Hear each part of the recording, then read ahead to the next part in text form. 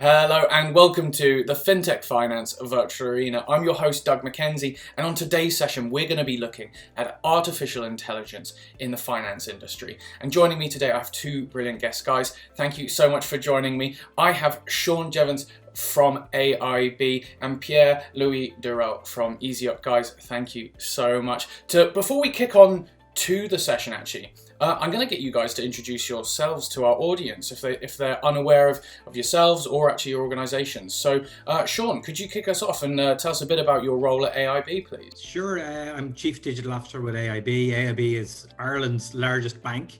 So we're focused very much on the retail and the SME sector. And my role is really to drive our digital solutions and our digital transformation for our customers. Amazing. Thank you so much. I'm really excited to hear the kind of financial institution side of things in this talk. And also, Pierre Louis, thank you so much for joining us. How are you doing today? I'm fine, and thanks a lot, Duke, for inviting us. I'm very glad to spend some time with you and Sean. So I'm Pierre Louis, I'm Head of Customer Success at Yseop for EMEA. Yseop is an AI vendor, software vendor, and we provide an end-to-end platform for automating reports. So we provide that for banks, insurances. So we're very happy to talk about that today, but also for finance department cross industries, for pharma companies. And basically, to be concrete, we turn data into insightful narratives to share data more easily in the organization. And the narratives are like written by a human. Very exciting product, I can tell. That's very cool being able to hear that kind of human element behind the robot. So I'm excited to hear that perspective as well. So guys, to now kick off the actual conversation, artificial intelligence, I think it's fair to say to the everyday person, or maybe even all the way up to the board member of some of the largest banks around the world, still considers artificial intelligence almost science fiction. But in reality, it's the backbone technology for millions of businesses, even small to medium enterprises. Now, Pierre Louis, could I come to you and ask, really, what is AI capable of doing currently in the finance industry specifically? So clearly, AI in Yseop, AI and writing narratives is not science fiction anymore. It's a reality. The company was founded by a mathematician and linguist in 2007. So it's been a while. So the technology is mature. We pioneered report automation, and we are live with platforms live, more than 50 in EMEA and the US. So clearly, it's our daily obsession to make it real for banks, insurance, and others. And make this AI accessible to everyone.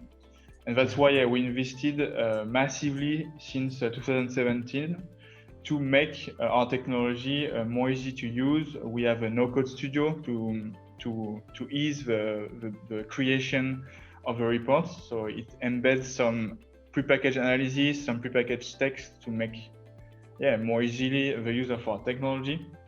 And clearly the goal, and it's a reality, it's having business users to use our technology and just automate report by themselves. It's quite a mature technology. So I mean, the fact that it's been around, as Pierre Louis said, nearly 50 years. What is it currently doing for financial institutions? Yeah, so I'd say we use it in a couple of different ways. We use it as part of some of our key vendor solutions. So right now we use it heavily within the world of, say, biometrics, for example, where we use voice biometrics or we use facial biometrics.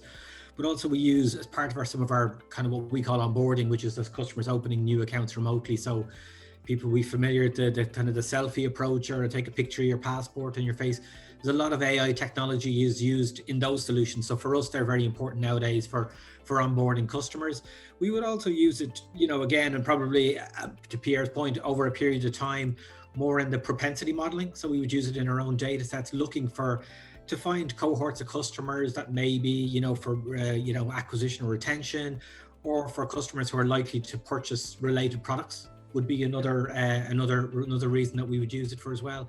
We also use it in some kind of fairly kind of dull areas, which is like kind of things like operating tracking and stuff like that. So our large payment systems, in the old days, we're always monitoring to see if things are working, but often the things that go wrong are where it's not, when it's dead, it's very easy to find, but sometimes things, they just kind of intermittently don't work. they're much harder to find. And we've used a little bit of machine learning to try and find those particular instances where we can start seeing problems. So there's multiple cases where we've used it.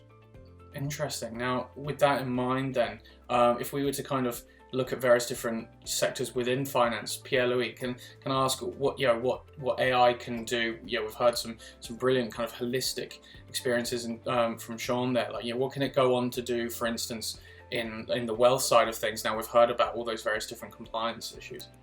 Yeah, and the use cases I come to wealth, but the use cases in financial services are mainly performance and finance analysis. So we work there for CEO, CFOs to be able to automate the P&L analysis at the end of the month. We analyze the client rentability, the sales performance, and so on. The second one is for risk and compliance. There is a lot of reporting there, so the ROI is massive. We work especially on credit risk analysis to analyze the ability of a company to reimburse a loan. So yeah, massive ROI because the volume is big there. We also detect bad loans and so on. And for wealth, it's a good question. It's the third field where we automate reports. And basically, we focus on fund and portfolio reporting to comment the performance of a fund or portfolio for a client. So it's for internal purpose to help the fund manager, portfolio manager to just to analyze the performance, the contributor, and so on, but also for end customers to send them high personalized reports and quality reports. Nice. Better than before. Now, I think we've now heard the kind of compliance side of things, but then also maybe a customer experience side of things as to what AI can do in various different parts of the finance industry. But ultimately, what's kind of critical to being able to offer up all those powerful kind of offerings, really, to overuse the word, is the fact that the data behind it has to be good. Now, Sean, is machine learning really? I mean, is that really the core of having a good AI platform? Is having a good data set? It's certainly a key factor. It's not the only factor, I think. And I think if you look back over time, like for us, we see it as the data is very important. The right people looking at the data and understanding, well, where are the key use cases? Because, as with all great technologies, you can get the techie hijack where something very interesting is built, but it's actually got no real, productive use. But the one that actually where it really matters is actually, and it's the one where I've seen a lot of failure. If you look back over the past around CRM and the success of CRM, a lot of the failure of CRM wasn't the insights weren't actually good and clever. It was the ability to deliver those insights to the right people at the right time. So it's the integration of the machine learning into the actual delivery mechanism. So as I mentioned, we're able to spot those propensity triggers in effect. We're really only getting to a good point now where we're able to really deliver them in a timely way to customers and staff that they can actually act on it. So for us, that's just as critical. So the data is critical, but actually the delivery mechanism or what you're actually going to do with that insight, that's just as critical, if I was to be honest. Yeah, well, okay. And Pierre-Louis, I'd like to get your perspective as well, looking at the quality of data and how much that has a final end result on the, how good the artificial intelligence offering would be within a bank. Yeah, clearly, like Sean, it's a prerequisite. It's important to have quality data to make and generate quality narratives, especially on what I mentioned. There is no really room for error and for bad text. So data is important for sure. And on Yseop, we had the choice to combine machine learning with deterministic AI to be able to generate error-proof text. And at the same time, be able to adapt the text to user preferences. And I think we found the right balance between deterministic AI and probabilistic AI to have the best of the two worlds. Okay. Now, really, if we're going to kind of look at the worst case scenario, then Sean, if I could come to you with this, what are the failures that could come about from a bank like AIB using from unstructured data sets? I think there's a couple of issues that we would see. For example, if we're looking at the propensity ones, we could be just annoying customers with kind of stuff that's either not helpful, that's misleading, that's not correct. I think obviously from a fraud, we use it from a fraud perspective, you know, that could reduce and it could result in some key vulnerabilities. We could see ourselves, you know, either onboarding customers that are not who they say they are, you know, and you know, there's obviously huge development on the fraudsters are becoming far more sophisticated in terms of where they're going. But the other thing I think probably a point Pierre mentioned, like in terms of things like credit risk and managing your credit risk, which is key for a bank. You know, looking at your, if you even if you say the data sets are really good, we've got really good, robust data sets, trying to use the models and say maybe relying on the last financial crisis and the last financial crash. If we use that data as a key input and as a key deterministic of, you know, where are we likely to see, what's the key signals for another crash? That's completely different to a COVID, for example, which was a completely different pattern again. So the data from COVID would be very different from that crash. Not to say they're not both really good data sets, not both very accurate data sets, but you almost have to understand, well, what signals are you looking for? Because actually the signals from one may not be the same signals from another. So it really is it's a measure of using the data, but also, you know, using, you know, kind of the really kind of enhancing the kind of the key intelligence of your data scientists and your business people. Really, it's that combination is the key factor. So that's probably my call out, I would say, on it. Interesting. And so Pierre-Louis, with that in mind then, how would you strike that balance, for instance, you know, having the data scientists and also making sure that everything is watertight in that regard? The data needs to be clean, but after what we have in our technology is the ability to define, generate some alerts to help the data scientists, the analysts, to identify some discrepancy in the data and make sure that they go deeper and they double check the data or just explain what we thought as a discrepancy. Yeah. So that's something we provide to above the data quality. Just have checks and alerts generated for everyone.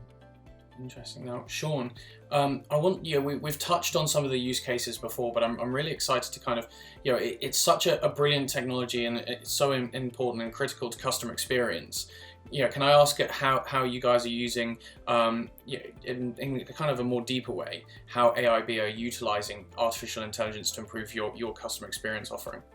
Yeah, so we still have a good way to go, if I was to be very honest. We still have a long way to go. So we've used AI and things like natural language, what we call call steering. So replacing the old press 1 for this, press 2 for that. Like that's where we started. Where we see ourselves going next is very much, and some other banks are you know, we're obviously a relatively small bank in real terms.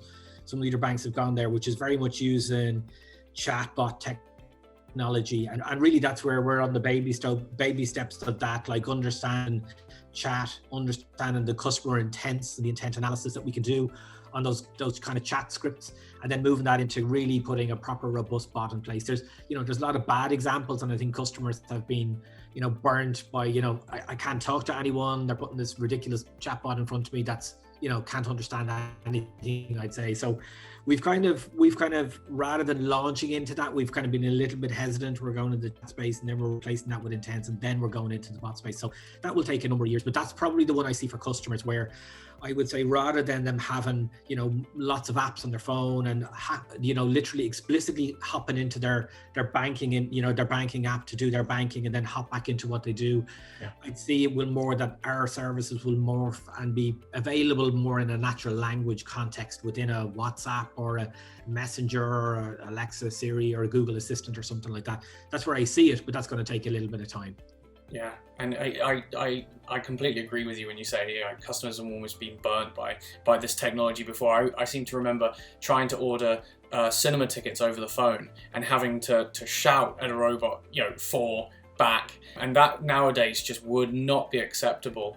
And, you know, Pierre-Louis, if we could continue this kind of concept of language, then obviously Yseop, you guys are right at the heart of that. You know, how can AI really kind of automate these functions and present them in a human way, and improve not just the customer experience but also maybe even internal experience for colleagues?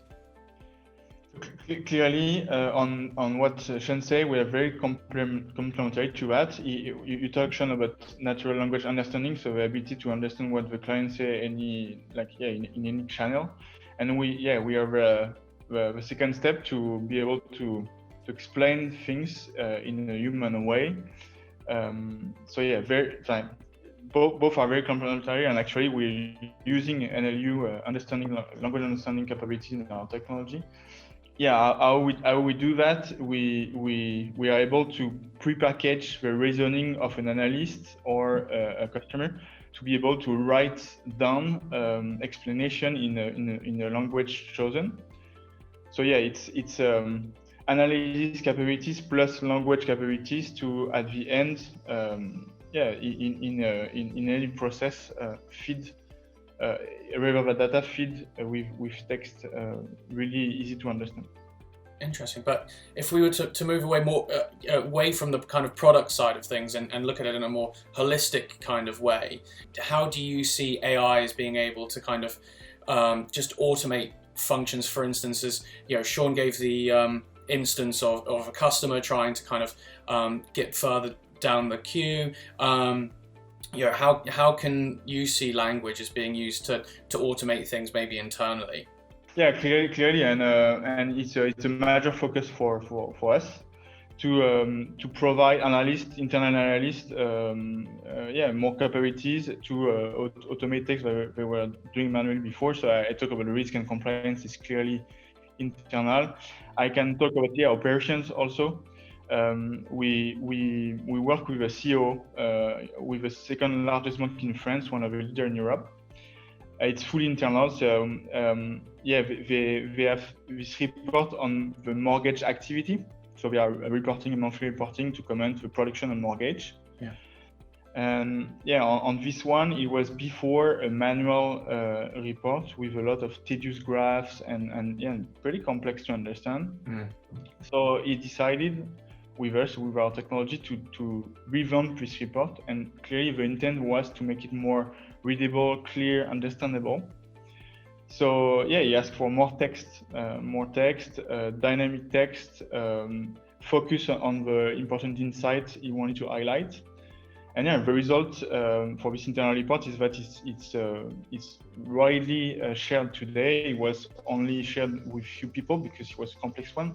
Now it's easier to read. He shared it widely in the organization, and they're extending the parameter to analysis and so on to have more and more users to use it on a monthly basis. Interesting. Now, Sean, Pierre, Louise brought up the fact that it can help specific parts of finance. For instance, people creating mortgages. It's such an important part of finance. I mean, but we could also look at credit, for instance, and people are having to weigh up these decisions. Bankers, are having to weigh up these decisions. Can AI play an operations role in kind of assisting your colleagues in being able to offer up a better service and maybe offer up actual products to customers in an easier way?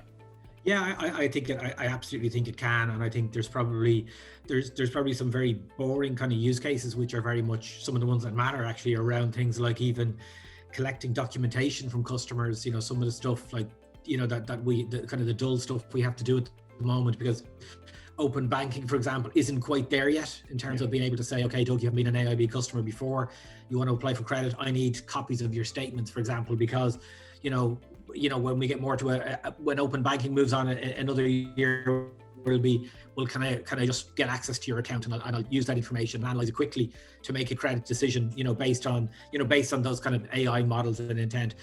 So they're probably some of the examples. I think there's other things as well too, very much, as we mentioned, it will drive things like data quality. It will drive things like probably how we're helpful to customers in terms of when we interact with them, in a timely way as well too, for a variety of reasons. Like one of the key use cases we're seeing, and the one that's developing on a lot, is fraud. Actually, it's anti-fraud measures. So we're seeing, and AIB aren't unique. The whole financial industry, as we move away from cash and cards into digital, what you're seeing is a huge, smishing, dishing, we're seeing a huge rise in that. And the kind of traditional approaches that the banks would have deployed were probably very much kind of static rules, monitoring, call center guys calling out to the customer to say, did you really need to make this payment? That's fine when you're dealing with relatively small volumes. You're looking at in a post-COVID world where all those kind of payment volumes have absolutely spiked to a new norm that isn't going to go back. It's only going to go forward. So we see AI being used more and more, and we're not unique. It's already quite embedded within the financial services sector. You know, AI being used to identify those patterns that just look odd. They don't look right. That doesn't look like Doug never makes a payment to that account. Or for example, you know, Pierre is a student. He's 19. He's never had more than 500 euros in his bank account, and suddenly 10,000 euros has arrived in. You know, and he's very quickly dispersing it. Is he being used as a money mule? So that's where we see it being used. And again, you know, we look at some of the old static rules. You know, they can generate ridiculous amounts of alerts that generate huge load on the call centers.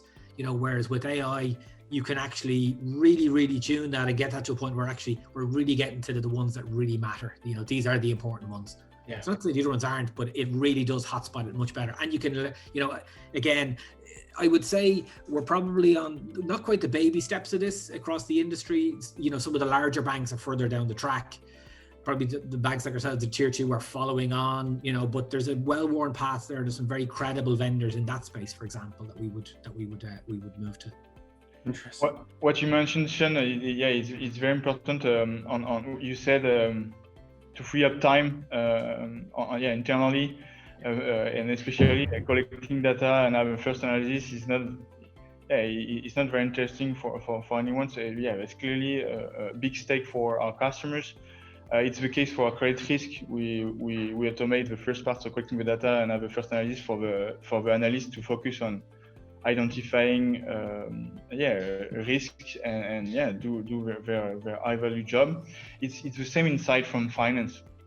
There's a lot of controllers spending a lot of time to just consolidate data and have first analysis it's a big insight to free up this time for them to more interact internally and exploit the analysis rather than just writing down.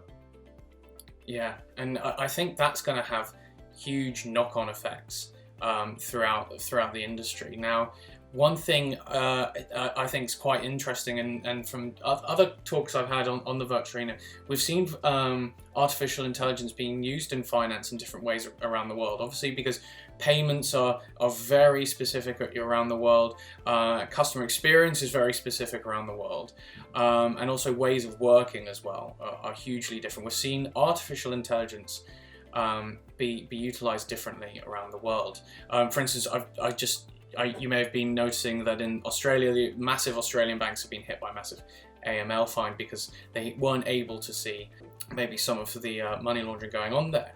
But from your guys' perspective, have you noticed any contrasts to the way financial institutions use machine learning around the world? Pierre-Louis, if I could come to you first. Yeah, so clearly it's an industry where AI is used for a while, so we can consider this industry as mature. What we see is that they focused first on automating basic tasks, so using RPA and this kind of technology, rule-based task. And clearly, the next step we see, and with some early adopters, is intelligent automation, leveraging and language understanding that Sean mentioned, but also our technology and others. To go further and just implement the human reasoning to go further in automating. There is some early adopters. We work with BNP Paribas in France. It's a partner for a while, so we can consider them as very advanced. And we have some other customer more recent, but very ambitious in their intelligent automation roadmap.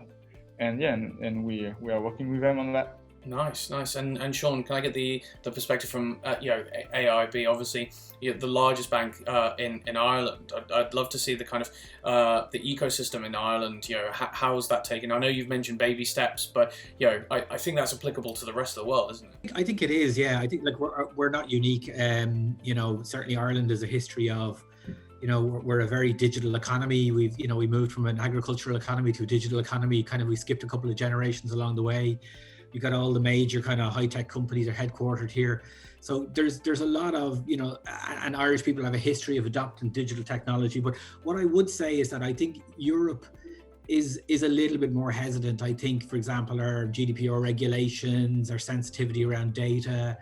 I think even the fact that customers have to have the right to opt out of, kind of automated credit scoring, I think, or automated credit checking, I should say, in effect means that we do go a little bit slower and a little bit steadier, I think, than other parts of the world where there might not be such rigorous kind of enforcement at that data point. So I just tend to think we tend to be a little bit, I think Europe tends to, it's not that we're not at the races there at all, not at all, but I just think we tend to be a little bit more kind of sure-footed, maybe a little bit slower, but a little bit more sure-footed when we land there. That's an interesting perspective. And before we move on then, Pierre-Louis, I'd like to hear your insights as well. Obviously, Sean mentioned that the regulations in Europe are certainly stronger. They make sure that the tech is going to be correct, but also quite innovative at the same time. Can I get your perspective as well? Like, obviously, as you mentioned, working with BNP Paribas, with the European regulations, do you agree that they provide that kind of sure footing? First, it's an opportunity because behind regulation, there's a lot of documents to produce and a lot of tedious tasks. So on my perspective, it's more an opportunity to have a strong regulation in Europe and make sure that all the banks are able to produce what is expected by the regulator. Very good point, Pierre, actually, because I think it's a good counter, because actually in a lot of ways what we've seen is with digital, what digital has been very good at is actually being, raising the bar in terms of compliance and regulation and standardization in a lot of ways. So yeah, it is probably a good opportunity, as you say, as well, to also meet our compliance requirements as well, to address that and improve the quality of our data sets. Yeah. Now, with that in mind, and Sean, you actually brought up the fact that pretty much all the tech giants are based out of Dublin. How can a bank compete against the tech giants? And what role can AI play in the future when talent has become its own currency, basically, in the kind of corporate scene? Yeah, I think I think, I don't know, maybe I'm too long in the industry at this stage. I've been over 30 years at this stage. My view is that we will always follow the customers. That's really where we are, because we don't get to decide. There was a time when, the customers went into our branches because they were on the high street where they did their, they went to do their shopping every day. Then phones came along and we opened a phone banking center, and then the web came along, we opened an online banking. Smartphone, we launched apps, and it became very successful for us. I think we will follow customers where they are, and there's undoubtedly customers are moving to more kind of an interface that will be driven by the big tech guys. But we see, so long as we focus on what we're good at, when we're good at credit, we're good at, managing customers' money and keeping it safe and secure and making that available to them to buy what they need. And then, facilitating their savings and their lending to buy their home, etc. So for us, that's really what we'll focus on. Where I think what we will do is we will try and make that as easy or as accessible as possible. So we're shifting more towards an API infrastructure. We're shifting more towards having more of our products and services available as APIs. And we see that, as I mentioned probably earlier, natural language, things like integration into the apps, the key apps that they use every day. There was a time when we used to look at the 27 apps on a phone. That was the kind of the sweet spot. Most customers didn't have more than that. And if they had more than that, they'd cull them. So you always wanted to be the key financial, one of the top 10 apps that they use every day. And we've been quite successful in that, but there does become a point where it will become more difficult. Like we've seen it. I'll give you one example in the credit industry where there was a time a lot, where customers came into the branch to organize their credit, to buy their new car or their holiday, or whatever else they wanted to do. Nowadays, a lot of that credit happens at the point, the till when they're in the forecourt in the showroom buying the car, or it happens, when they're in the electrical wholesaler when they're buying their new fridge or their new, 98-inch TV. That's when they really realize, actually I need $2,000 because I thought I'd spend €1,000 on my credit card, but actually the $2,000 model is the one I really, really want for the, for the Euro Championships. So that's the way it's at. So that we've already adapted for that. And I think that's what we'll continue to adapt. And I think AI will be the bot and the interaction back into our system, and how we stitch, that natural language into our core API services. That for me is our real challenge. Interesting. Now, yeah, speaking of that challenge then, Pierre-Louis, if we could kind of start wrapping up and actually kind of providing a conclusion to what we've been chatting about. We've kind of touched on everything, but I want to drill down now. And, how can AI actually be critical, for instance, with cutting costs of a bank and even improving the workflow for employees within the organization? It's very clearly our technology and AI, enable banks and the industry to cut costs. It's one of the benefits of our technology, but it's not the only thing. And clearly, our customers are insisting a lot on operation excellence.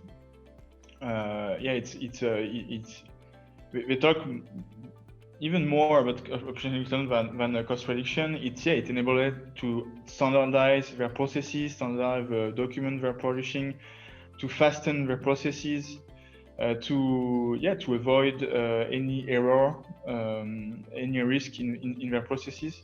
It's clearly a big benefit they are insisting on, and we play with them on this.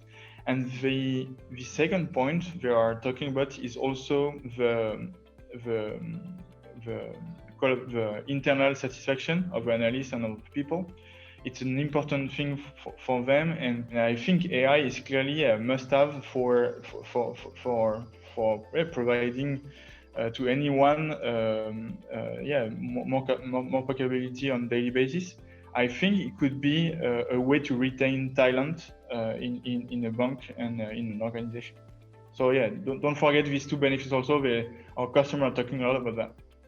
Yeah, now that Pierre-Louis touched on a really good point there, and it kind of plays a role into that kind of tech giant versus bank narrative. Sean, do you agree that maybe if the technology at a bank is at the most exciting and it is very very cutting edge, could that lure some of the kind of tech talent away from the tech giants?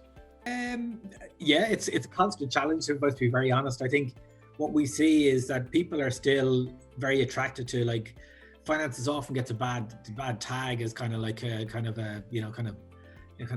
shady kind of a shady environment, but it's actually a critical part of the infrastructure. And I think probably during the crisis, people probably realize that it is almost like the kind of the municipal sewage system that keeps everything going. Like, it really is actually critical. And it's only when you really work in it you actually find the importance of what we do. We've got a small outage, it can really impact people's lives. So I think, to build on Pierre's, I think Pierre's absolutely right. I think AI will help us standardize, improve our data quality, improve our service qualities across the board. I think the other thing I would say is that where we've invested digital a lot, I kind of use a telco analogy. A lot of the digital we've done to date, we've done on, kind of for the priority use case, for the customers, the kind of the high volume customers, those guys. Where we really need to stretch digital, where we haven't really done, is the more complex cases, the joint customers, the multi-party SMEs, children and parents, where you need to drive cash.